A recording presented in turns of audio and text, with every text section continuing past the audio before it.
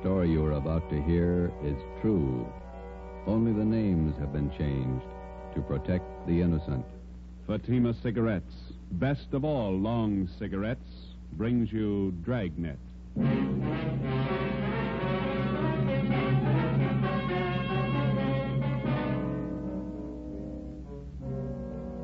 You're a detective sergeant. You're assigned to homicide detail. A police officer is shot down on the front steps of his home. There's no apparent motive for the shooting. The assailant escapes in a blue sedan. Your job, get him. It's amazing how many long cigarette smokers are changing to Fatima. Here is the actual report.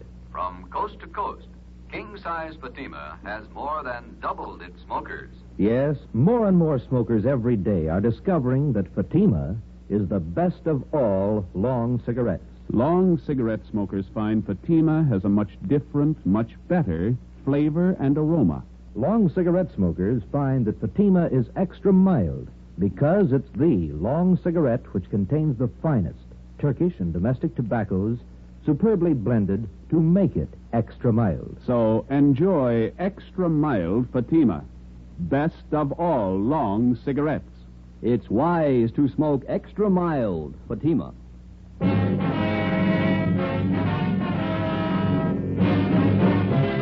Dragnet, the documented drama of an actual crime. For the next 30 minutes, in cooperation with the Los Angeles Police Department, you will travel step by step on the side of the law through an actual case from official police files. From beginning to end, from crime to punishment, Dragnet is the story of your police force in action. It was Sunday, May 23rd. It was warm in Los Angeles. We were working the day watch out of homicide. My partner's Ben Romero. The boss is Thad Brown, chief of detectives. My name's Friday. I was off duty reporting back in on an emergency call. It was 5 minutes past 3 a.m. when I got to room 42. Homicide. Hi, Joe. Hi. How is he? He's dead. Oh? Went kind of fast. I just got the call a couple of minutes ago. He died on the way to the hospital. Friday, Ben, let's go. Thad Brown's office. All right. How did it happen, Skipper? Haven't got all the details. Guy used a shotgun, point blank. Fillmore didn't have a chance. Chief of the detective's office, he got crime lab? Yeah, out there now. Right. Chief Brown, Egan? Down the hall with Captain White, intelligence office. Said to have you wait. Okay, we'll be inside. Right. You want to fill us in, Skipper? Not much to tell. Fillmore was working the day watch out of robbery. He left work at 6 o'clock last night, drove home. Yeah. He had dinner, then he and his wife went to a show. He got home about 11:30, went to bed. Yeah. About 1:30 this morning, the front doorbell rang and Fillmore answered it. His wife said she heard him open the door, and there was a gunshot. She ran to the front door in time to see a guy jump in a car and drive away. Fillmore was lying on the porch, chest ripped open. You say the guy used a shotgun? Yeah. No other information on the car he used? Blue sedan, that's all the wife could tell us. She didn't get the license number, said it looked like a new model car. No physical evidence. Haven't found anything yet. Here's the boss. Chief? Elliot, you briefed Friday and Romero? Told him much as I know. Any idea what the guy's motive was? Revenge. Any leads? Just one. Then White Intelligence came up with it. A guy by the name of Jake Carver. Carver? Not familiar. He got out of Folsom 3 days ago. Served 7 years armed robbery. Yeah. Fillmore was the man who got Carver and sent him up. The time he was sentenced, Carver swore up and down he'd get Fillmore when he got out. Hot-headed punk. Where do we look for Carver? Already checked where he's supposed to be staying. Not there. Mm-hmm. There's a list of guys he used to run with before he went to Folsom. Thanks. Let's see, Joe. Well, here it is. Ralph Danton, Ernie Travis, Jaime Flores. Carver been seen around town since he got out? Once that we know of, in a bar out on Sunset Boulevard. Flores was with him. Well, how about Travis and Danton? They still around? Well, let's see. Travis went east 2 years ago. Danton's around. Still runs with Flores. That's where you start. Flores? Yeah. Okay. Any reason? 2. Flores' sister used to go with Carver. Yeah. Flores owns a blue sedan. 3:20 a.m. We checked Jaime Flores' last known address, the old 76 Hotel down on South Alameda. Flores had moved. His forwarding address was his mother's house, 1232 Alabama Street, out in Boyle Heights. His mother told us Jaime was living on County View Avenue in Highland Park. 4:30 a.m. We located the address. No garage here. Wonder where Jaime keeps his car. Not parked on the street.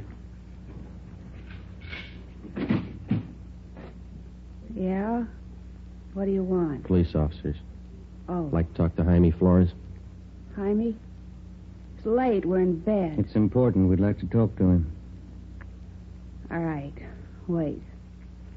I'll go get him up. Jaime. Come on, get up. Come on, Jaime. Cops at the door want to talk to you. What'd they say? They want to talk to you. Okay, baby. Yeah, officers. What can I do for you? You Jaime Flores? That's right. We're looking for Jake Carver. You know where he is? I wish I did.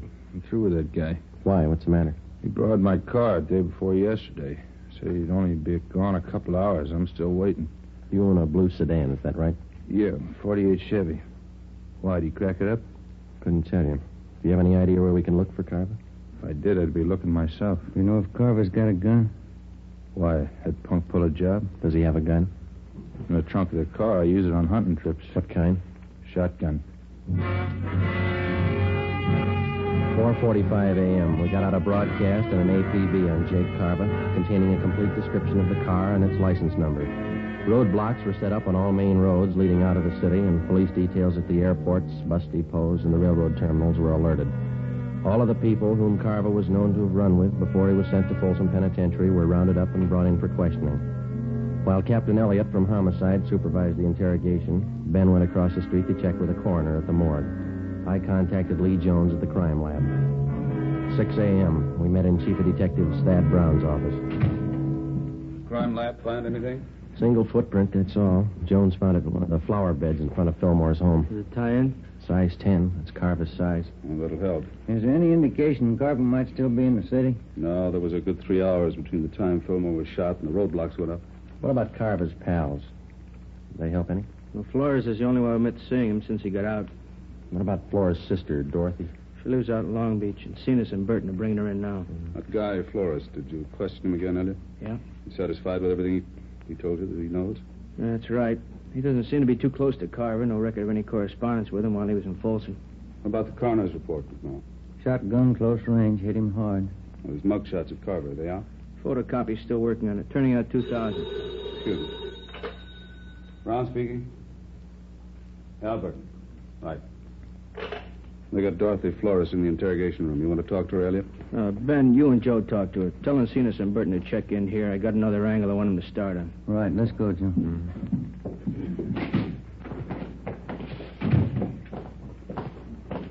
He must be as mad as a hatter. 3 days out of Folsom and he kills a cop. Yeah, if it was him. You got any other ideas? You need more than a footprint. We got to find the gun, and we got to prove that he used it. Hi. You two going to take over? Yeah, Lloyd. You and Gil check in at the chief's office. The captain wants to see you. Okay. You want the policewoman to stand by? It's fine. Let's go, Gil. See you guys later. All right. Lauren. You're Dorothy Flores? Yeah. You know why you're here? Jake Carver. That's what they told me. That's right. You know where he is? No. Have you seen Carver in the past 3 days? Look, I don't want any part of the guy. He's nothing to me. He never was. You used to go around with him, didn't you? 7 years ago, before he went to Folsom. Mm-hmm. What happened to your eye, Miss Flores? Those bruises there on your arm. We had a party. I fell and bumped myself. Looks like a pretty new black eye. Did you have the party last night? I told you, Jake's nothing to me. He's a crazy hothead. I don't want any part of him. Was he around to see you last night? I used to go with him, that's all. I don't care what happened to him. You saw him last night, huh? I didn't. This is on a murder rap, Miss Flores. I didn't want to see him. He came to my room. He forced his way in. I didn't want any part of him. When was this? Early this morning. What time? About 2 o'clock, maybe 10 after. He wanted money, acted like a crazy man. I told him I didn't have any money. He slugged me. That's how I got this mouth. What do you want the money for? He said he got the cop who set him up. He had to get out of town. He took my purse, $48 in it. Was he driving your brother's car? Yeah. I didn't want any part of him. I got nothing in this. Did he tell you where he was headed? Mexico. He's got friends across the border. Tijuana. All right. Stay with her, Ben. And get a stenographer, too, will you? Yeah.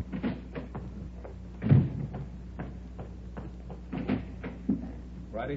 The Flores girl, Skipper. Carver saw her this morning. Admitted shooting Fillmore. She says he's headed south for Tijuana. Maybe he stopped off on the way. How do you mean? The drugstore in San Pedro just held up. Owner was shot and killed. Yeah? The guy was driving a blue sedan.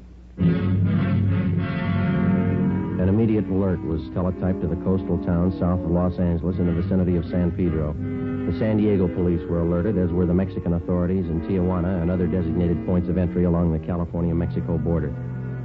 7:50 a.m. Ben and I, together with Lloyd Barton and Al Chambra of Homicide, drove down to San Pedro and checked in with Lieutenant Maxwell at San Pedro Homicide.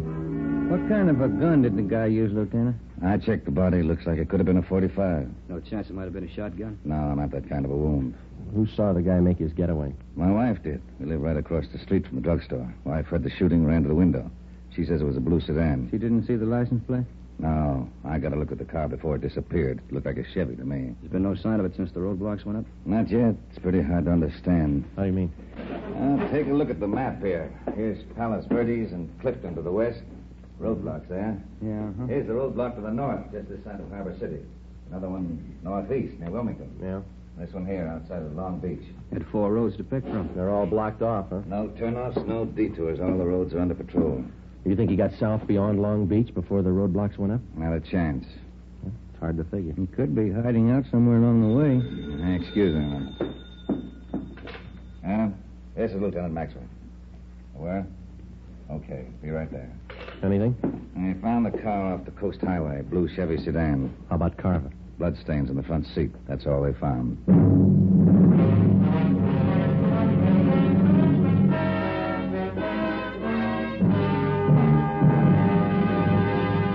You are listening to Dragnet for the step-by-step solution to an actual police case.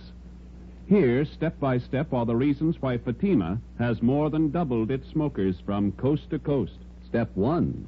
The name Fatima has always stood for the best in cigarette quality. Step 2. Long cigarette smokers discover Fatima has a much different, much better flavor and aroma. Step 3. Long cigarette smokers find Fatima extra mild. Fatima is the long cigarette which contains the finest Turkish and domestic tobaccos superbly blended to make Fatima extra mild. And that's why more and more smokers every day agree it's wise to smoke extra mild Fatima. It's wise to smoke extra mild Fatima. Yes, the name Fatima on that golden yellow package is your insurance of an extra mild smoke. So enjoy king-size Fatima, the best of all long cigarettes.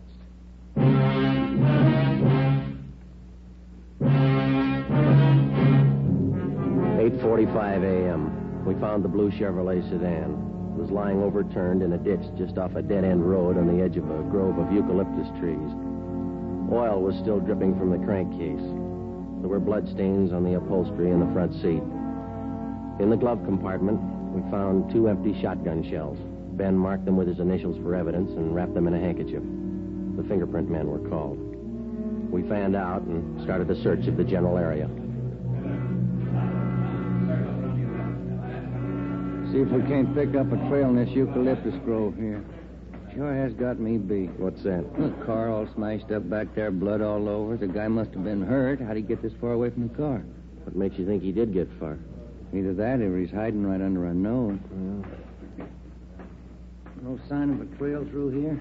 No, there's nothing. There's a clearing up ahead. Come on, let's cut through this brush here. Ben, come here. Yeah. Take a look. The trunk of this tree. Brown smears on it. The blood? Maybe. Look, higher up on the trunk there's the same thing. Wait a minute. Up in the tree. Can you see anything up there? No, the branches are pretty thick. Trees go pretty high up. Good 60 feet up there. Come here, Joe. Yeah? Follow my hand. Oh, no, just over to the left where I'm pointing. Oh, yeah. Whoop, cover, Ben. You all right, Joe? Yeah. Can you see him? Yeah, up near the top. Right. Wait. Stay off, Burton. Don't come in the clearing. He's up in one of the trees. Throw that gun down, then come down yourself. All right, Ben. Ready, Joe.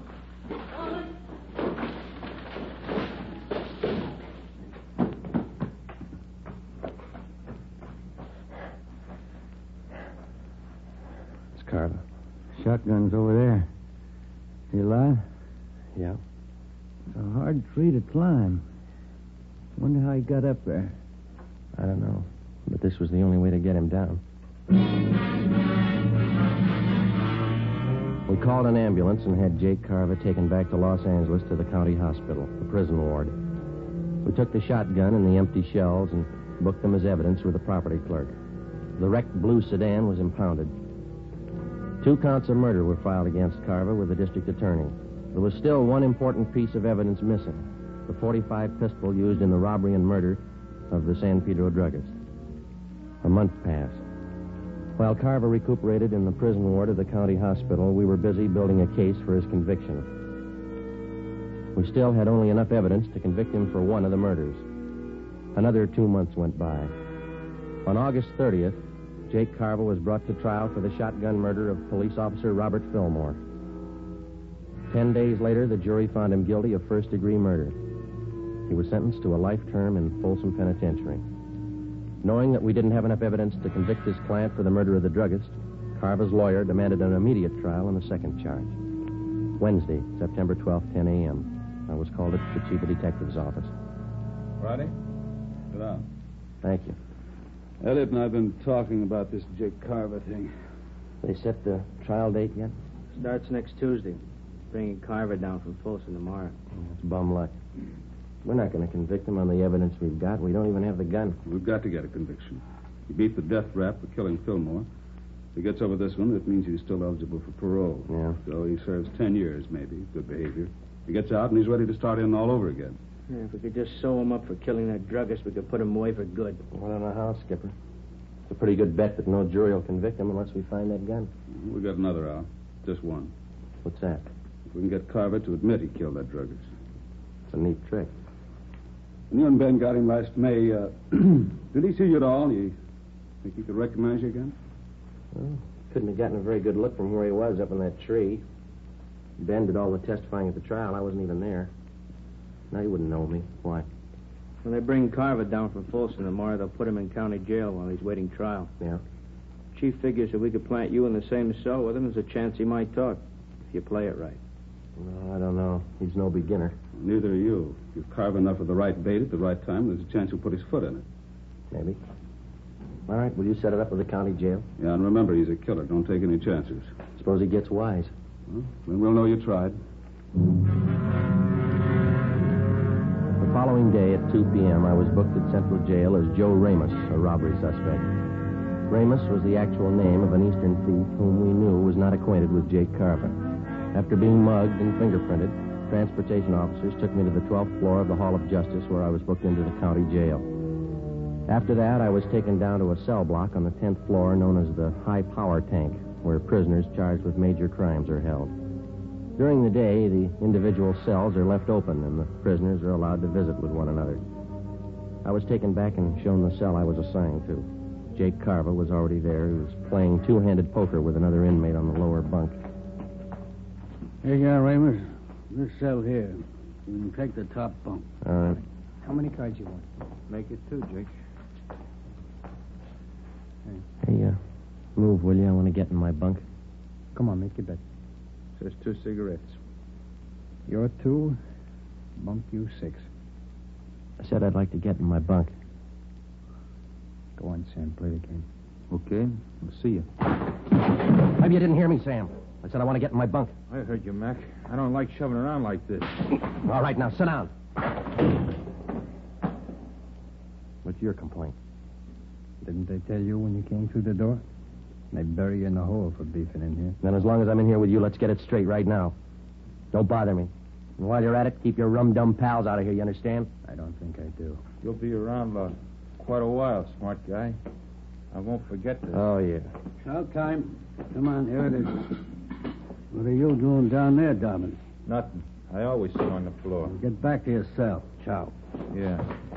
See you, Jake. Yeah. What's this junk they feed you? Boiled beef, boiled potatoes. It's a habit with them here. Junk. Can you buy from the outside? Candy. Sometimes pie. Guy comes around in the morning. Who are you? Joe Ramos. Ramos, huh? Chicago? I've been there. So have I. I'm Jake Carver. Hiya. All right. What are you up for? Talk to my lawyer. You got a smart mouth. You got a big one. You take care of your own worries, huh? I'll take care of mine. I ain't got any worries. I got it made. Hey, you want that piece of bread? I don't want any of it. Take it. Tell the truth, I never had it so good. No witnesses, no evidence. You can't touch me. Sure. That's why you're in here. 3 days passed. By playing the part of the tough gunman from Chicago, I succeeded in getting close to Carver. Because of the close confinement, I was with him almost constantly, but he still refused to confide. In a roundabout way, I pressed him as much as I could for the answer without making him suspicious. No results. 8:55 p.m. Sunday, 2 days before the trial opened. Sam, Jake Carver, and I were playing blackjack in the aisle just outside our cell. All right, Sam, hit me. There you are. Okay, I'm good. Ramos? I'll stand. 18. Pay 19. That's all for me. Me too. I'm going to hit the sack. Yeah, just when I start to come back. Always crying. Hey, Ramos, seems to me I remember you. Haven't I seen you around City Hall? Sure, I live there. All right, it's time. Lock up. No. Ramos? What's he talking about? I don't know. I got a headache. It's killing me. Yeah? So let me crack your neck. It'll help it. No, it's no good. You got any of them brown pills? Come on, I'll crack your neck. Loosen up those nerves. Always helps me. Yeah? Yeah, here, let me show you. Come on, turn around. Take it easy. Just relax. Let yourself go. Yeah? I'll get my hands around the back of your neck. Come on, relax. Well, this won't hurt you. All right. You got to be careful with this stuff. You could break a guy's neck, you know? Take it easy, huh? What's the matter? Come on, relax. All right. Let me get a better grip on your neck. Take it easy, huh? All right, now. Yeah. All there is to it. How's that? Well, it's not bad. Feels a little better. That works okay. Sure. Hey, I noticed you had a visitor today. One of the boys from the East? No. A friend of mine out here. He just got in town. The coppers are trying to pin a killing on him. No? Who is he? Max Wesley. He's a good man. Tried to say he pulled a job down in San Pedro. Pedro, huh? What kind of job? Stick up. Drugstore a couple months ago. Yeah? That's what they got me on, you know? It's funny. Well, I think I'll get some shut-eye. What about this job they're trying to hang on him? He tell you? I don't remember. The guy who ran the store was shot up, I think. Died. Max wasn't even in town when it happened. Happened in May? Last May? I don't know. I'll see you in the morning. Yeah. Hard bed. They didn't have nothing on Max, huh? They let him go. Oh, that's yet. He's out on bail. No, I mean, no evidence on him. No gun, huh? Well, he got a gun. I think that's what Max said. Where'd they find it, he say? I don't know where they found it. Go to sleep, will you? You mentioned anything else about Pedro, like San Pedro Hills? Yeah. Well, maybe that's where they found it. I think Max said that. No. That couldn't be. All right. That's neither. Hey, Ramos, it wasn't the Harbor drugstore, was it? What's eating you anyway? Will you go to sleep? Look, Ramos, I gotta know. It's important. What are you talking about? I gotta get some sleep. Will you listen a minute? I ditched the gun down there in the San Pedro Hills. All right, what are you worrying about? They don't send you up for hiding guns? Listen, I'm hot on that job. They got me on one murder rap. If they tag me in another one, it's for keeps. What do you want me to do? Talk to the governor? Are you sure this guy Max said that they found a gun? Now, look, Carver. Max said they found a gun in the San Pedro Hills. Now, you get on down in your bunk and let's talk about it in the morning, huh? What kind? Did he say what kind? I don't know. I don't remember. Was it a 45? Something like that, yeah. 45, I guess that was it. Now, listen. Got the jailer barking down here. Quiet down in there. All right. You go to sleep now? Can't be. It's not the same one. They couldn't have found it. They haven't talked to me. the gun? Did Max tell you that? Oh. When did they find the gun? Where? I don't know. He didn't say where? San Pedro Hills. Ramos, I gotta know. Wasn't by a covert, was it? On the hill road? I don't know. I'll ask Max the next time I see him. Is that where you ditched yours? They couldn't have found it. Nobody could have. This covert, see, back on the road. Yeah. There was a piece of cement broken off the bottom edge of the covert, kind of a hollowed-out space inside. I pushed the dirt all around it. You gotta ask Max. Mm-hmm. Ask him where they found that gun. Yeah, I'll see him Wednesday. I'll ask him. You gotta find out. They could put me away for good. What are you worrying about? They haven't paired you up yet with the gun they found. Yeah. Yeah, that's right. Maybe they didn't figure it. Maybe they forgot. Maybe. Yeah. Cops are dumb. They forget. That's what everybody says, isn't it? Yeah, that's what everybody says.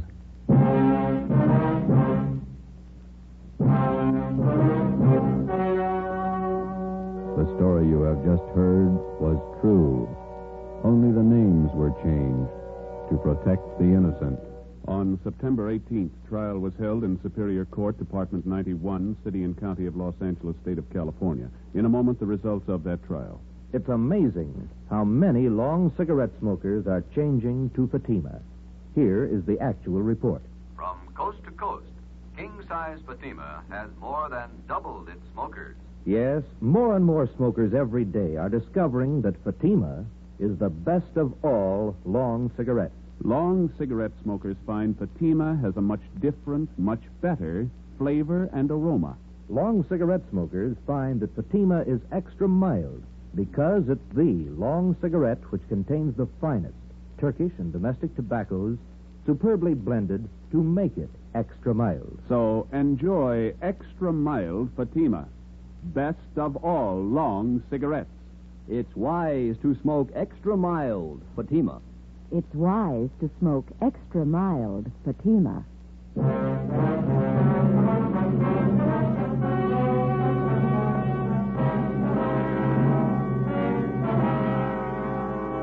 The murder gun, a .45 caliber automatic pistol, was recovered from the San Pedro Hills, and Jacob John Carva was brought to trial. He was tried and convicted of murder in the first degree. The jury again refused to recommend the death penalty. Carva is now serving a life term in the state penitentiary without possibility of parole.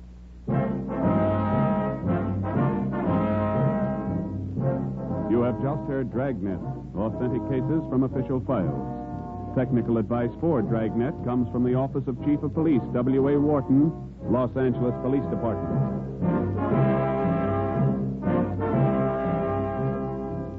Dragnet wishes to thank the editors of Radio Best magazine for their considerate appraisal of this program. For those of you who may be interested, a novelized version of Dragnet appears in the April issue of Radio Best. Fatima Cigarettes, the best of all long cigarettes, has brought you Dragnet from Los Angeles. Tomorrow, hear Mr. and Mrs. Ronald Coleman in the Halls of Ivy on NBC.